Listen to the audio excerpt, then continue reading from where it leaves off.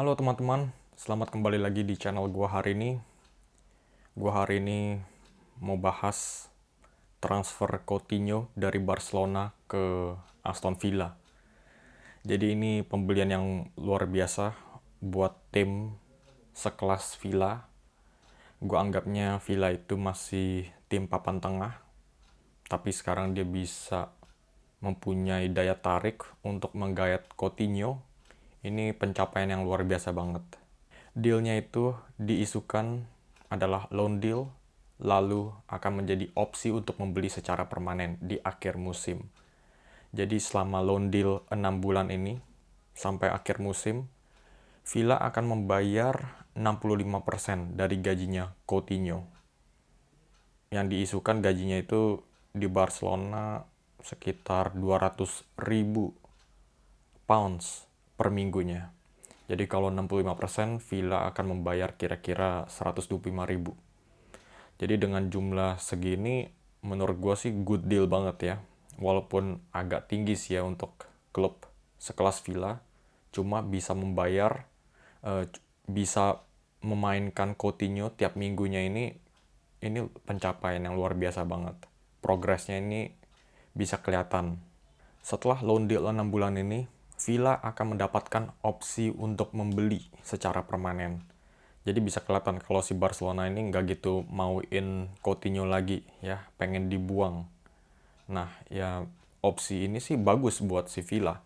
Karena si Villa ini nggak ada tekanan untuk membeli atau membuang Coutinho. Jadi bisa dilihat kalau Villa melihat si Coutinho ini mainnya nggak bagus, ya mereka nggak ada tekanan buat mempertahankan si Coutinho. Langsung dilepaskan aja ke Barcelona, balikan lagi. Tapi kalau ternyata Coutinho mainnya bagus, dia bisa mereplikasikan formnya ketika dia masih main buat Liverpool, ya. Ya si Villa pasti memutuskan untuk mempertahankan Coutinho dan bisa membeli Coutinho secara permanen dengan jumlah 33 juta.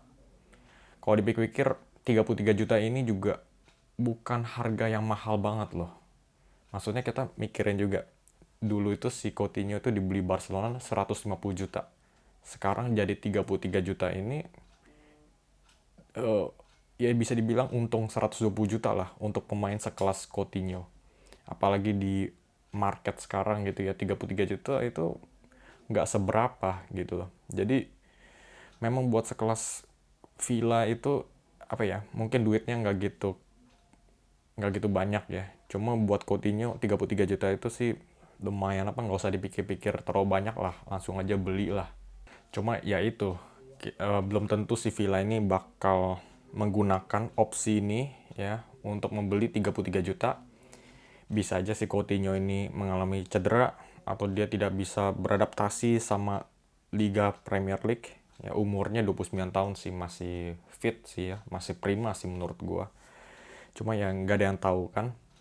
Dan si Gerrard ini menurut gue pengaruh yang besar ya buat si Coutinho. Si Gerrard ini ya dia box to box midfielder ya, pemain legendaris Liverpool di zaman-zamannya dia. Jadi ya si Coutinho ya pasti merasa ada si Gerrard ya, ada daya tarik sendiri ya, bisa main di bawah Gerrard, pemain sekelas Gerrard.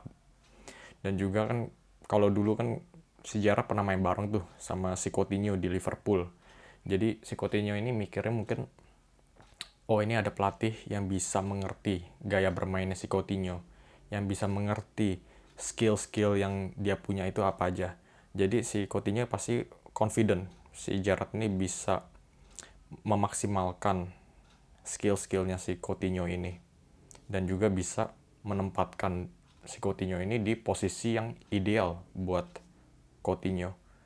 Apalagi si Coutinho ini butuh banget ya waktu bermain, dan gak cuma waktu bermain, dia juga butuh bermain di top level karena bentar lagi dia akan memasuki periode World Cup ya. Dia pastinya ya maunya masuk ke squad Brasil untuk World Cup.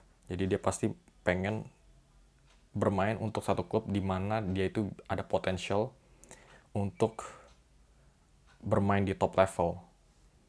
Dan kalau kita lihat kan dari sejarah yang di Liverpool ya, gue ambil contohnya itu 2013-2014.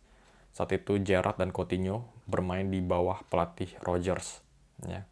Nah, si Rodgers ini mainnya itu juga posisi 4-3-3 kalau nggak salah. Dan di formasi ini si Coutinho bermain di sayap kiri. Dan di sayap kiri ini si Coutinho ini nyetel banget. Ya, nyetelnya itu dia kan memang terkenalnya dengan long shootingnya ya. Long shootingnya itu menurut gue the best ya. Di antara semua pemain gue bilang. Ya, ketika prima-primanya sih.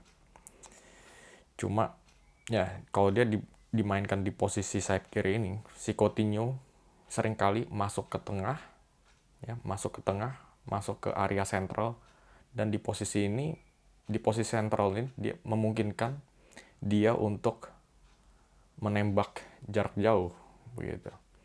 Jadi dulu kan si Gerrard ini udah pernah main bareng. Jadi udah lihat si Coutinho tuh seberapa efektifnya di posisi sayap kiri ini masuk ke tengah, tendang. Jadi ya harapannya si Coutinho ini pasti inginnya ya si Gerrard ini bisa memainkan dia di posisi yang sama dengan peran yang sama juga. Jadi ini yang gue tadi bilang, daya tariknya Gerrard karena si Gerrard ini sudah mengerti gaya bermainnya Coutinho. Nah, kalau kita ngomongin secara detail ya, formasinya si Gerrard itu di Aston Villa dia itu menggunakan posisi 4-3-3. Jadi di posisi 4-3-3 ini sayap kiri ya biasanya itu si siapa tuh? Gue lupa lagi. Ashley Young. Ya, Ashley Young bermain di sayap kiri. Tengahnya Watkins, kanannya Buendia. Buendia juga kadang bermain di posisi sayap kiri. Nah, isunya ya, topik pembincangan kita sekarang ini, kalau si Coutinho bermain di sayap kiri, dia aja bisa mengambil posisinya si Buendia.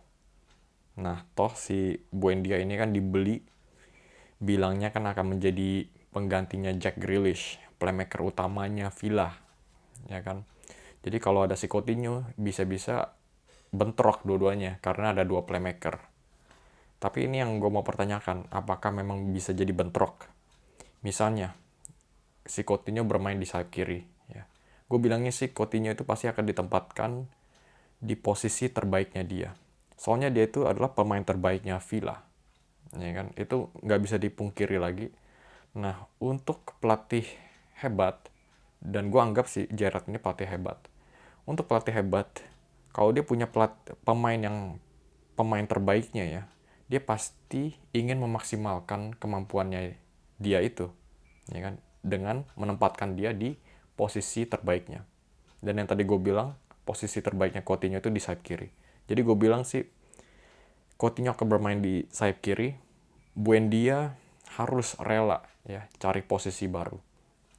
Mungkin jadi sayap kanan atau di posisi nomor 10. Kalau di sayap kanan ini gue bilang Buendia, gue masih belum tahu ya dia itu bagus kayak di sayap kanan atau enggak.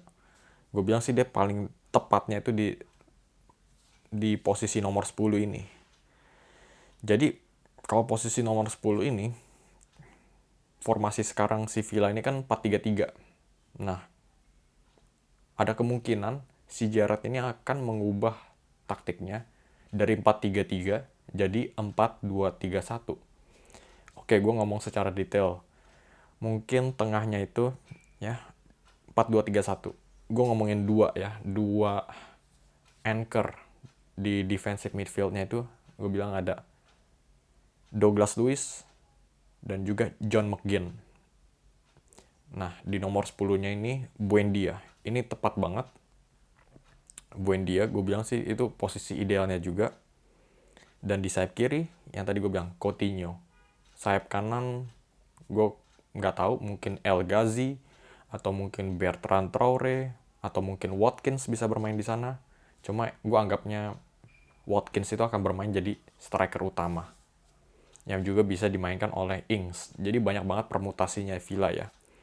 Kalau gue lihat sih memang karena banyak banget pilihan di depan, ada kemungkinan Villa ini akan menjadi serangan Villa ini akan menjadi sangat fluid ya, akan menjadi sangat mengalir.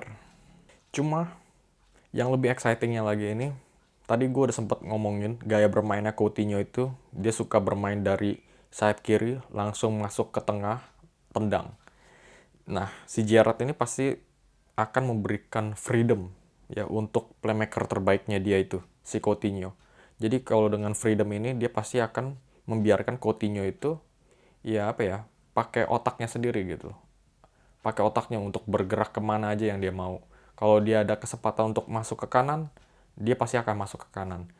Nah, kalau dia masuk ke kanan, ada kemungkinan si Buendia juga akan mengisi posisi di kiri.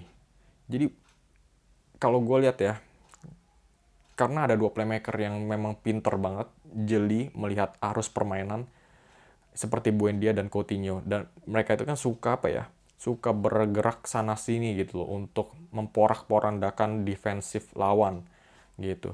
Jadi kalau kita lihat kefleksibilitas kedua pemain ini, dan gak cuma itu, ada Watkins juga yang juga suka bergerak kemana-mana, Ings juga kadang ngedrop deep.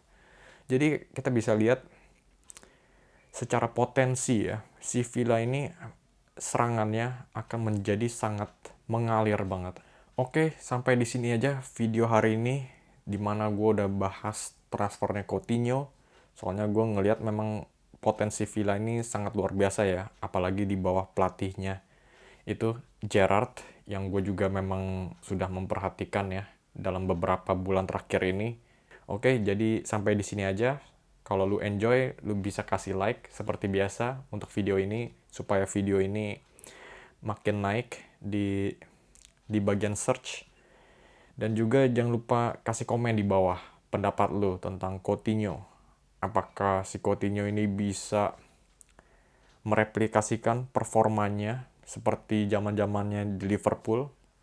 Apakah Gerrard bisa apa ya? Bisa bikin partnership yang hebat dengan Coutinho?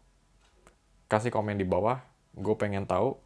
Dan yang terakhir, jangan lupa subscribe, karena gue bakal terus update konten-konten baru.